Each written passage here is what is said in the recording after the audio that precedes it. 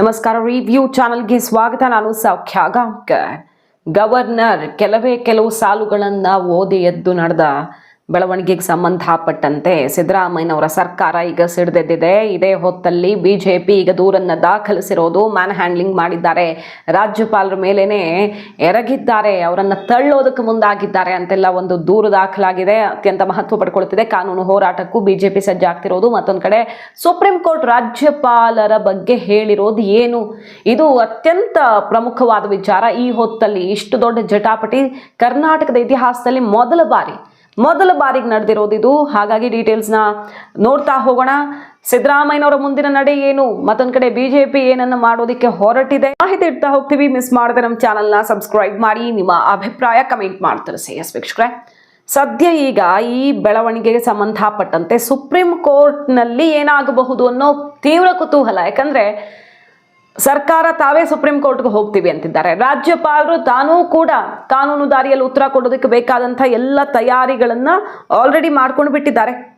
ನೋಡಿ, ಈಗ ಸದ್ಯಕ್ಕೆ ಬಿಜೆಪಿ ಅಶೋಕ್ ಅವರು ಪ್ರತಿಪಕ್ಷ ನಾಯಕರು ದೂರನ್ನ ಕೊಟ್ಟಿದ್ದಾರೆ. ಇದು ಪ್ರಜಾಪ್ರಭುತ್ವದ ಕರಾಳ ದಿನ. ಅತ್ಯಂತ ಕೀಳು ಮಟ್ಟದಲ್ಲಿ ಅಧಿವೇಶನದಲ್ಲಿ ನಡ್ಕೊಂಡಿದ್ದಾರೆ ಕಾಂಗ್ರೆಸ್ನವರು. ರಾಜ್ಯಪಾಲರ ಮೇಲೆ ಎರಗೋದಕ್ಕೆ ಹೋಗಿದ್ದಾರೆ, ಮುಗಿಬೀಳೋಕೆ ಹೋಗಿದ್ದಾರೆ, ಎಳೆದಾಡೋಕೆ ಹೋಗಿದ್ದಾರೆ ಅನ್ನುವಂಥ ಆಕ್ರೋಶ ಸಿಡಿದಿದೆ. ನಿಯಮ 27ರ ಉಲ್ಲಂಘನೆಯಾಗಿದೆ ಅಂತ ದೂರನ್ನು ಕೊಡಲಾಗಿದೆ. ಕರ್ನಾಟಕ ವಿಧಾನಸಭೆಯ ಕಾರ್ಯವಿಧಾನ ಮತ್ತು ನಡವಳಿಕೆಯ ನಿಯಮ 27 ಉಲ್ಲೇಖ ಮಾಡಿ ಈಗ ದೂರನ್ನು ಕೊಟ್ಟಿರೋದು. ಅದೇನು ಹೇಳುತ್ತೆ, ಭಾಷಣ ಮಾಡುವಾಗ ಸಂವಿಧಾನ 175 ಅಥವಾ 176ನೇ ಅನುಚ್ಛೇದದ ಅಡಿ ರಾಜ್ಯಪಾಲರು ಭಾಷಣ ಮಾಡುವಾಗ ಅಥವಾ ನಿರ್ಗಮಿಸುವಾಗ ಯಾವುದೇ ಸದಸ್ಯರು ಅಡ್ಡಿ ವಿಘ್ನ ಉಂಟು ಮಾಡುವುದು ಸದನದ ಆದೇಶದ ತೀವ್ರ ಉಲ್ಲಂಘನೆಯಾಗತ್ತೆ. ರಾಜ್ಯಪಾಲರು ನಿರ್ಗಮಿಸುವಾಗ ಅವರನ್ನು ಅಡ್ಡಗಟ್ಟಿ ತಳ್ಳಾಡಿದ್ದಾರೆ, ಅಗೌರವ ತೋರಿದ್ದಾರೆ. ಆದರೆ ಸ್ಪೀಕರ್ ಇದುವರೆಗೂ ಕೂಡ ಕ್ರಮವನ್ನೇ ಕೈಗೊಂಡಿಲ್ಲ. ಅವರನ್ನು ಸದನದಿಂದ ಆಚೆಗೆ ಹಾಕಬೇಕಿತ್ತು. ಹರಿಪ್ರಸಾದ್ ಅವ್ರ ವಿರುದ್ಧ ಆಕ್ರೋಶ. ಅವರು ಹೋಗಿ ಕೈ ತೋರಿಸ್ಕೊಂಡು ಹಿಂಗಿಂಗ್ ಅಂದ್ಕೊಂಡು ಮಾತಾಡ್ತಾರೆ ರಾಜ್ಯಪಾಲ ವಿರುದ್ಧ. ಅದೆಲ್ಲ ದೃಶ್ಯ ವೈರಲ್ ಆಗ್ತಿದೆ. ನನ್ನ ಅಂಗಿನೇ ಹರಿದಿದ್ದಾರೆ ಬಿಜೆಪಿ ಅವರು ಅಂತ ಅವರ ಪುಕಾರು. ಈ ಕಡೆ ಪ್ರದೀಪ್ ಈಶ್ವರು ಇವರು ನುಗ್ಗುತ್ತಾರೆ ಹಂಗೆ ರಾಜ್ಯಪಾಲರ ಮುಂದೆ. ಪ್ರೊಟೆಸ್ಟ್ ನಡೆದಂಗೆ ನಡೆಯುತ್ತೆ. ಇದೆಲ್ಲವೂ ಕೂಡ ದೇಶದ ಇತಿಹಾಸದಲ್ಲಿ ಒಂದು ಕರಾಳವಾದ ಅಧ್ಯಾಯ ಅನ್ನುವಂಥ ಆಕ್ರೋಶ ಮೊಳಗಿದೆ. ಈಗ ಸಂವಿಧಾನಕ್ಕೇನೆ ಚ್ಯುತಿ ತಂದಿದೆ ಕಾಂಗ್ರೆಸ್ಸು. ಈ ರೀತಿ ರಾಜ್ಯಪಾಲರನ್ನ ಅಡ್ಡ ಹಾಕುವ ಮೂಲಕ ಅನ್ನೋದು ಒಂದು ಡೆವಲಪ್ಮೆಂಟ್. ಸುಪ್ರೀಂ ಕೋರ್ಟ್ ಏನು ಹೇಳಿದೆ, ಈ ಹಿಂದೆ ತಮಿಳುನಾಡಿನ ಬೆಳವಣಿಗೆಗೆ ಸಂಬಂಧಪಟ್ಟಂತೆ ಸುಪ್ರೀಂ ಕೋರ್ಟ್ ಕೇಸ್ ಹೋಗಿತ್ತು. ರಾಜ್ಯಪಾಲರ ವಿರುದ್ಧ ತಮಿಳುನಾಡು ಸರ್ಕಾರ ಸಿಡಿದು ಕಡೆಗೆ ಹೈಕೋರ್ಟ್ ಜಡ್ಜ್ಮೆಂಟ್ ಆಗಿ ರಾಜ್ಯಪಾಲರ ಒಪ್ಪಿಗೆ ಇಲ್ಲದೇನೆ ಫಸ್ಟ್ ಟೈಮ್ ಇತಿಹಾಸ ಅನ್ನೋ ರೀತಿಯಲ್ಲಿ ಹಾಗೆ ಅವರು ಪಾಸ್ ಮಾಡ್ಕೊಂಡು ಬಿಟ್ಟಿದ್ರು. ಬಿಲ್ ಪಾಸ್ ಮಾಡ್ಕೊಂಡು ಅದನ್ನು ಕಾಯ್ದೆಯನ್ನಾಗೆ ಮಾಡ್ಕೊಂಡು ಬಿಟ್ಟಿದ್ರು. ಕೆಲವು ಕಡತಗಳನ್ನೆಲ್ಲ ಕ್ಲಿಯರ್ ಮಾಡ್ಕೊಂಡು ಬಿಟ್ಟಿದ್ರು. ಇಂಥದ್ದೆಲ್ಲ ಡೆವಲಪ್ಮೆಂಟ್ ಆಗಿಬಿಟ್ಟಿತ್ತು. ರಾಜ್ಯಪಾಲರ ಮುದ್ರೆ ಇಲ್ಲದೆ ಇದು ಹೆಂಗಾಗತ್ತೆ ಅನ್ನೋ ಆಕ್ರೋಶ. ಆಮೇಲೆ ಅದು ಸುಪ್ರೀಂ ಕೋರ್ಟ್ಗೆ ಹೋಗಿತ್ತು. ಸುಪ್ರೀಂ ಕೋರ್ಟ್ ಏನು ಹೇಳಿದೆ ರಾಜ್ಯಪಾಲರ ಕರ್ತವ್ಯ ಮತ್ತು ಅವರ ವ್ಯಾಪ್ತಿಯ ಬಗ್ಗೆ? ಖಂಡಿತ ಈ ಒಕ್ಕೂಟ ವ್ಯವಸ್ಥೆಯಲ್ಲಿ ಎಲ್ಲರೂ ಜವಾಬ್ದಾರಿಯಿಂದ ಇರಬೇಕು. ರಾಜ್ಯಪಾಲರು ಕಡತ ಆಗಲಿ ಇನ್ನೊಂದಾಗಲಿ ಡಿಲೇ ಮಾಡಿ ಅಥವಾ ತೊಂದರೆ ಕೊಡೋ, ಚುನಾಯಿತ ಸರ್ಕಾರಕ್ಕೆ ತೊಂದರೆ ಕೊಡೋ ಹಾಗಿಲ್ಲ. ಆದರೆ ಅವರಿಗೆ ಇಷ್ಟೇ ದಿನದಲ್ಲಿ ನೀವು ಫೈಲ್ ಕ್ಲಿಯರ್ ಮಾಡಿ ಅಥವಾ ಹೀಗೇ ನಡ್ಕೊಳ್ಳಿ ಅಂತ ಟೈಮ್ ಬೌಂಡನ್ನು ಹಾಕೋಕ್ಕಾಗಲ್ಲ. ಕೆಳಗಿನ ಕೋರ್ಟು ಅಂದರೆ ಹೈಕೋರ್ಟು ಫಸ್ಟು ಏನಂತ ಹೇಳಿರುತ್ತೆ, ಟೈಮ್ ಬೌಂಡು ವಿಚಾರ ಎಲ್ಲ ಬಂದು ಇದು ಇತಿಹಾಸದಲ್ಲಿ ಇಂಥದ್ದೊಂದು ತೀರ್ಪು ಬಂದಿಲ್ಲ ಅನ್ನುವ ಆಕ್ರೋಶ ಸಿಡಿಯುತ್ತೆ.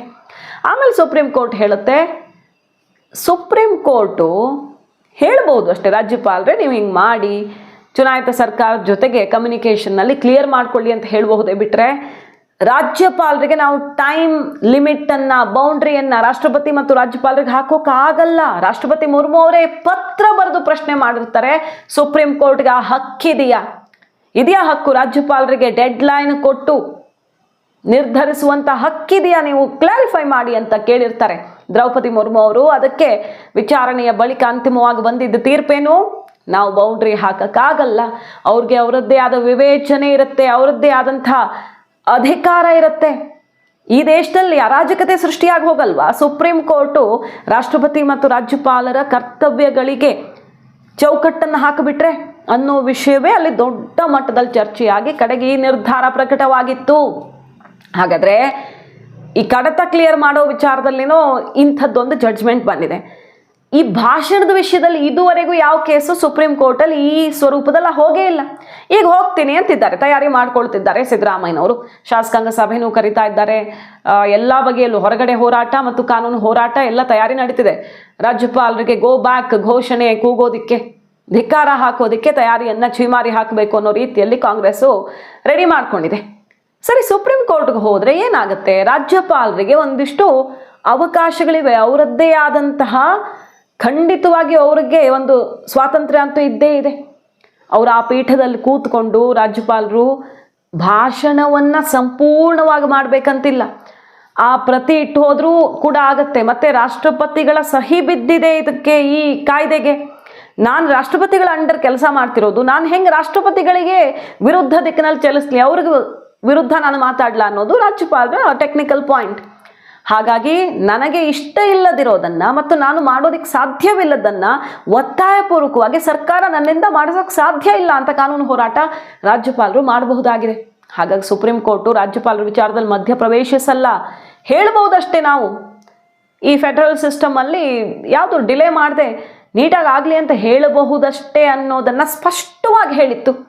ಹಾಗೆಲ್ಲ ರಾಜ್ಯಪಾಲರ ಅಧಿಕಾರವನ್ನು ಕಿತ್ತುಕೊಳ್ಳಕ್ಕಾಗಲ್ಲ ಅನ್ನೋದನ್ನ ಕ್ಲಿಯರ್ ಕಟ್ ಆಗಿ ಹೇಳಿತ್ತು ಸುಪ್ರೀಂ ಕೋರ್ಟ್. ನೆನಪು ಮಾಡ್ಕೊಳ್ಬಹುದು. ಅದನ್ನೇ ಇವತ್ತು ಅಧಿವೇಶನದಲ್ಲಿ ನೆನಪಿಸಿದ್ದಾರೆ ಬಿಜೆಪಿಯವರು. ರಾಜ್ಯಪಾಲರ ವಿಚಾರದಲ್ಲಿ ತಲೆ ಹಾಕಲ್ಲ ಅಂತ ಸುಪ್ರೀಂ ಕೋರ್ಟ್ ಹೇಳಿದ್ದು ಮರ್ತು ಹೋಯ್ತಾ? ಅದರಲ್ಲಿ ಅಂಥ ದೊಡ್ಡ ಹುದ್ದೆಯಲ್ಲಿರುವಂತಹ, ಒಂದು ಗೌರವಯುತ ಸ್ಥಾನದಲ್ಲಿರುವಂತಹ, ಸಂವಿಧಾನದ ರಕ್ಷಕರಾಗಿರುವಂತಹ, ಸಾಂವಿಧಾನಿಕ ಹುದ್ದೆಯನ್ನು ಅಲಂಕರಿಸಿರೋ ರಾಜ್ಯಪಾಲರ ಮೇಲೆ ಅಟ್ಯಾಕ್ ಮಾಡಕ್ ಹೋಗ್ತೀರಿ ಅಂದ್ರೆ ಏನು ಕ್ರಮ ಆಗಬೇಕು ಅಂತ ದೂರನ್ನು ದಾಖಲಿಸಿರೋದು. ಮುಂದೆ ಕಾನೂನು ಹೋರಾಟಕ್ಕೂ ಕೂಡ ತಯಾರಿ ನಡೀತಾ ಇದೆ.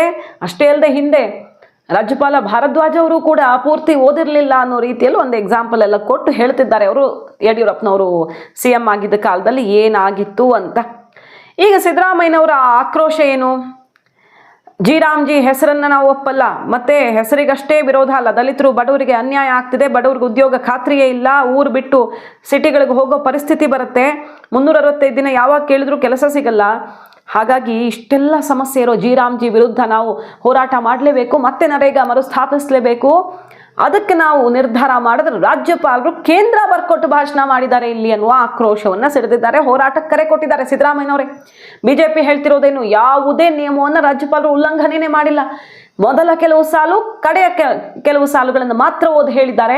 ಅವರಿಗೆ ಇಷ್ಟ ಇಲ್ಲದ, ಅವರ ವಿರುದ್ಧವಾಗಿರುವಂತಹ ಸಾಲುಗಳನ್ನು ಮಾತ್ರ ಬಿಟ್ಟಿದ್ದಾರೆ. ಅದರಲ್ಲಿ ತಪ್ಪೇನಿದೆ? ನೀವು ಇದರ ವಿರುದ್ಧ ಚಕಾರವನ್ನು ಎತ್ತೋ ಹಾಗಿಲ್ಲ ಅನ್ನುವ ಆಕ್ರೋಶ ಸಿಡಿದಿದೆ. ರಾಜ್ಯಪಾಲರು ಸರಿಯಾಗಿ ಮಾಡಿದ್ದಾರೆ. ನೀವು ಪ್ರಜಾಪ್ರಭುತ್ವವನ್ನು ಬುಡಮೇಲು ಮಾಡೋಕೆ, ದುರುಪಯೋಗ ಮಾಡ್ಕೊಳ್ಳೋಕೆ ಹೊರಟಿದ್ದೀರಾ ಅಂತ. ಅವರದ್ದೇನೆ ಹೊಸ ಭಾಷಣ ಅವರೇ ಬರ್ಕೊಂಡು ಬಂದಿದ್ದಲ್ಲ, ಅದು ಸರ್ಕಾರ ಅಂಗೀಕರಿಸಿದ್ರಲ್ಲಿ ಕೆಲವು ಸಾಲುಗಳು, ಉಳಿದಿದ್ದಕ್ಕೆ ಧಿಕ್ಕಾರ ಅನ್ನೋ ರೀತಿಯಲ್ಲಿ ಆಕ್ರೋಶ ಸಿಡಿದಿದೆ. ರಾಜ್ಯಪಾಲರ ಪರವಾಗಿ ಈಗ ಹೋರಾಟಕ್ಕೆ, ಅಖಾಡಕ್ಕೆ ಧುಮುಕಿರೋದು ಬಿಜೆಪಿ. ಇದಕ್ಕೆ ಸಂಬಂಧಪಟ್ಟಂತೆ, ಈ ವಿಚಾರಕ್ಕೆ ಸಂಬಂಧಪಟ್ಟಂತೆ ವೆಸ್ಟ್ ಬೆಂಗಾಲಿನ ಹೈಕೋರ್ಟ್ನು ಕೂಡ ಈ ತರದ ಸಮಸ್ಯೆ ಬಂದಾಗ ಅಲ್ಲಿ ಕೋರ್ಟ್ ಆದೇಶನ ಮಾಡಿದೆ. ನಾನು ಸುಪ್ರೀಂ ಕೋರ್ಟ್ ಆದೇಶನ ನಾನು ಓದಿದ್ದೀನಿ. ಸುಪ್ರೀಂ ಕೋರ್ಟ್ ಆದೇಶನು, ಸುಪ್ರೀಂ ಕೋರ್ಟ್ ಅಲ್ಲಿ ಹಿಂದೆ ಏನಿತ್ತು, ಜವಾಹರ್ಲಾಲ್ ನೆಹರು ಪ್ರಧಾನಮಂತ್ರಿ ಇದ್ದಾಗ ಬಹಳಷ್ಟು ರಾಜರುಗಳು, ಅವತ್ತು ಯಾರ್ಯಾರು ರಾಜರುಗಳು ಸರ್ಕಾರ ಅವರವ್ರ ರಾಜ್ಯಗಳನ್ನ ಕೊಟ್ಟರು ಅವ್ರನ್ನೆಲ್ಲ ಗವರ್ನರ್ ಮಾಡಿದ್ರು. ನಮ್ಮಲ್ಲೂ ಹಾಗೆ ಮಾಡಿತ್ತು. ಅವರು ರಾಜ್ಯಪಾಲರು ಆಗಿ ಬಂದ್ಬಿಟ್ಟು ಮೊದಲನೇ ಲೈನ್ ಓದ್ಬಿಟ್ಟು ಹೊರಟೋಗಿದ್ದಾರೆ. ಇದು ಸುಪ್ರೀಂ ಕೋರ್ಟ್ಗೂ ಹೋಗಿದೆ. ಸುಪ್ರೀಂ ಕೋರ್ಟ್ ಕ್ಲಿಯರ್ ಆಗಿ ಹೇಳಿದ್ದಾರೆ, ನಾವು ಈ ವಿಚಾರವಾಗಿ ನಾವು ಅವರಿಗೆ ಯಾವುದೇ ಆದೇಶಗಳನ್ನ ಕೊಡಲ್ಲ ಅಂತ ಹೇಳಿದ್ದಾರೆ, ಸ್ಪಷ್ಟವಾಗಿ ಹೇಳಿದ್ದಾರೆ. ಅದರ ದಾಖಲೆಗಳೆಲ್ಲ ಇದೆ. ನಾವು ಇವರೆಲ್ಲ ಹೇಳಿದ್ದಾರೆ ಸಂವಿಧಾನದ ವಿರೋಧಿ, ಅದೇನೇನೋ ಪದ ಹೇಳಿದ್ದಾರೆ. 175, 176, 176ರಲ್ಲಿ ಏನ್ ಹೇಳಿದೆ? ಅಲ್ಲ, 170 ಏನ್ ಹೇಳಿದೆ? ನೀವು ಓದಬೇಕು ಅಂತ ಹೇಳಿದೆ ಹೊರತು ಕಡ್ಡಾಯವಾಗಿ ಓದಬೇಕು ಅಂತ ಏನಿಲ್ಲ. ಅದರಿಂದ ಈಗ ಅವ್ರು ಏನು ಹೇಳಿದಾರೋ ಅದನ್ನ ಸಂವಿಧಾನದ ಪ್ರಕಾರ ಹೇಳಿದ್ದಾರೆ. ಅವ್ರಿಗೆ ಇವತ್ತು ನೀವು ಅವ್ರಿಗೆ ಲಾ ಮಿನಿಸ್ಟರ್ ಎದ್ಬಿಟ್ಟು ಅಡೆತಡೆ ಮಾಡಬಾರ್ದು ಅಂತ ಇದೆ. ಅವರು ಎದ್ದಾಗ ಅವರು ಮಾತಾಡುವಾಗ ಯಾರು ಅಡೆತಡೆ ಮಾತಾಡಬಾರ್ದು ಅಂತ ಇದೆ, ಸ್ಪಷ್ಟವಾಗಿದೆ. ಲಾ ಮಿನಿಸ್ಟರ್ ಹೆಂಗ್ ಮಾತಾಡಿದ್ರು? ಲಾ ಮಿನಿಸ್ಟರ್ ಎದ್ದು ಅದಕ್ಕೆ ಅಡೆತಡೆ ಮಾಡಿದ್ರಲ್ಲ, ಈಗ ಅವ್ರ ಮೇಲೆ ಕ್ರಮ ಆಗ್ಬೇಕು ಲಾ ಮಿನಿಸ್ಟರ್ ಮೇಲೆ. ಕ್ರಮ ಆಗ್ಬೇಕು ಅವ್ರ ಮೇಲೆ. ಸಭಾಧ್ಯಕ್ಷರೇ, ಹೋಗ್ಬೇಕಾದ್ರೆ ಅವ್ರನ್ನ ವಿಡಿಯೋ ಇದೆ, ನಾನು ಕಳ್ಸ್ತೀನಿ ನಿಮ್ಮ ಹತ್ರ. ಎಲ್ಲ ಆಲ್ರೆಡಿ ದೇಶ ಪೂರ್ತಿ ವಿಡಿಯೋ ಓಡಾಡ್ತಾ ಇದೆ, ಎಲ್ಲಾ ಚಾನಲ್ಗಳು ವಿಡಿಯೋ ಅವ್ರನ್ನ ಅಡ್ಡ ಹಾಕಿರೋದು, MLA ಬೈದಿರೋದು, ಅವ್ರನ್ನ ಧಿಕ್ಕಾರ ಕೂಗಿರೋದು, ಇದೆಲ್ಲ ನನ್ನ ಹತ್ರ ವಿಡಿಯೋ ಇದೆ. ಅದು ಸ್ಪಷ್ಟವಾಗಿದೆ, ಇಲ್ಲಿ ರೂಲ್ ಬುಕ್ ಅಲ್ಲಿ ಸ್ಪಷ್ಟ ಆಗಿದೆ. ಈ ರೂಲ್ ಬುಕ್ ಅಲ್ಲಿ ಇರೋದ್ರನ್ನ ಅವ್ರ ಮೇಲೆಲ್ಲ ಕ್ರಮ ಆಗ್ಬೇಕು. ನೀವು ಕ್ರಮ ಮಾಡಿಲ್ಲ ಅಂದ್ರೆ ಈ ಅಧಿವೇಶನ ಏನ್ ನಡೀಬೇಕು? ಅವರೇನೋ ತಪ್ಪು ಮಾಡಿದಾರೆ ಇಲ್ಲ, ಮತ್ತೆ ಯಾಕೆ ಅವ್ರಿಗೆ ನೀವು ಅಗೌರವ ಮಾಡ್ತೀರಾ? ರೂಲ್ ಬುಕ್ ಅಲ್ಲಿ ಸ್ಪಷ್ಟವಾಗಿದೆ. ಅದರಿಂದ ದಯವಿಟ್ಟು ನೀವು ಇದರ ಬಗ್ಗೆ ಕ್ರಮ ತೆಗೆದುಕೊಳ್ಬೇಕು ಅಂತ ಆಗ್ರಹವನ್ನು ಮಾಡ್ತೀರಿ. ಇದನ್ನ ನೀವು ಇವತ್ತೇ ತಗೊಂಡ್ರೆ ಸರಿ, ನಾಳೆನೇ ತಗೊಂಡ್ರೆ ಸರಿ, ಇದ್ರ ಬಗ್ಗೆ ನೀವು ಸ್ಪಷ್ಟೀಕರಣ ಕೊಡ್ಬೇಕು. ತಗೊಂಡಿದ್ದೀರಿ ಅಂತ ಹೇಳಿದ್ರು, ನೀವು ಮಾನ್ಯ ಕಾನೂನು ಸಚಿವರ ವಿಷಯವನ್ನ ತೆಗೆದುಕೊಂಡ ನಂತರ ಮಾನ್ಯ ವಿರೋಧ ಪಕ್ಷದ ನಾಯಕರ ಮಾತನ್ನು ಕೂಡ ಕೇಳಬೇಕು. ವಿರೋಧ ಪಕ್ಷದ ನಾಯಕರ ಮಾತನ್ನು ಕೇಳಲಿಕ್ಕೆ ತಯಾರಾಗದಲ್ಲೇ ದಿಢೀರ್ ಅಂತೇಳಿ ಸಂತಾಪ ಸೂಚನೆ ಮಾಡಿದ್ರೆ ಹೆಂಗೆ? ಒಂದು. ಎರಡನೇದು, ಮಾನ್ಯ HK ಪಾಟೀಲ್ರು ಕಾನೂನು ಸಚಿವರು ರಾಷ್ಟ್ರಗೀತೆಗೆ ಅಪಮಾನ ಮಾಡಿದ್ರು ಅಂತ ರಾಜ್ಯಪಾಲರ ಬಗ್ಗೆ ಉಲ್ಲೇಖ ಮಾಡಿದ್ರು. ಇದೇ ಕಾಂಗ್ರೆಸ್ ಪಾರ್ಟಿ ಹುಬ್ಬಳ್ಳಿಯಲ್ಲಿ ರಾಷ್ಟ್ರಧ್ವಜನ ಹಾರಿಸಲಿಕ್ಕೆ ಬಿಡ್ಲಿಲ್ಲ. ನಾಚಿಕೆ ಆಗಬೇಕು ಇವರಿಗೆ.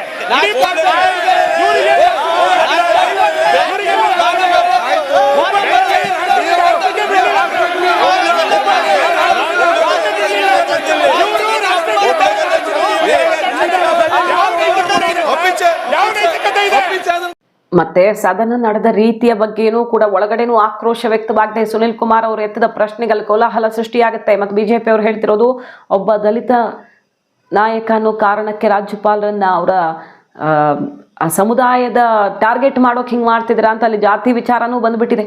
ಅದನ್ನು ಹೇಳಕ್ ತಂದಿದ್ದಾರೆ. ಅದಕ್ಕೆ ಕಾಂಗ್ರೆಸ್ ಮುಗಿಬಿದ್ದಿದೆ. ಇದರಲ್ಲೂ ಜಾತಿ ಬೆರೆಸ್ತೀರಾ ಅನ್ನೋ ರೀತಿಯಲ್ಲಿ ಅಲ್ಲೂ ಜಟಾಪಟಿ ಶುರುವಾಗಿದೆ.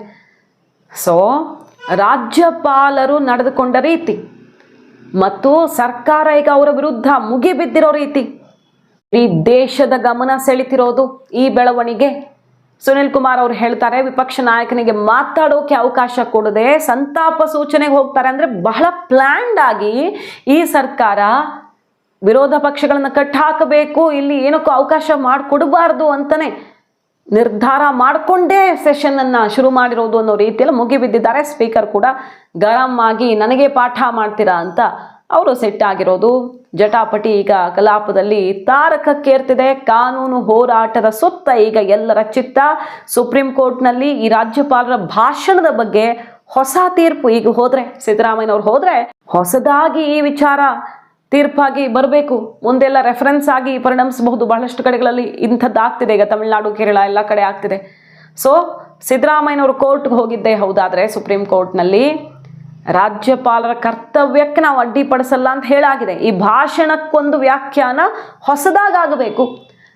ಆಗಿದ್ದೇ ಹೌದಾದ್ರೆ ಸುಪ್ರೀಂ ಕೋರ್ಟ್ ನಾನು ಅದನ್ನು ಸೂಚಿಸೋದಿಕ್ಕೆ ವ್ಯಾಪ್ತಿ ಇದೆಯಾ ಇಲ್ವಾ ಅನ್ನೋದನ್ನು ಡಿಸೈಡ್ ಮಾಡಬೇಕಾಗತ್ತೆ. ಫಸ್ಟು ಅದನ್ನೇ ಹೇಳಿತ್ತು ಸುಪ್ರೀಂ ಕೋರ್ಟು, ನಾವು ಹಾಗೆಲ್ಲ ಟೈಮ್ ಬೌಂಡ್ ಹಾಕೋಕ್ಕಾಗಲ್ಲ ಅಂತ. ಈ ವಿಚಾರದಲ್ಲೂ ಕೂಡ ಏನಾಗುತ್ತೆ ನೋಡಬೇಕು. ಮಾಹಿತಿ ಇಷ್ಟ ಆಗಿದ್ರೆ ಮಿಸ್ ಮಾಡದೆ ನಮ್ಮ ಚಾನಲ್ನ ಸಬ್ಸ್ಕ್ರೈಬ್ ಮಾಡಿ, ನಿಮ್ಮ ಅಭಿಪ್ರಾಯ ಕಮೆಂಟ್ ಮಾಡಿ ತಿಳಿಸಿ. Thank you.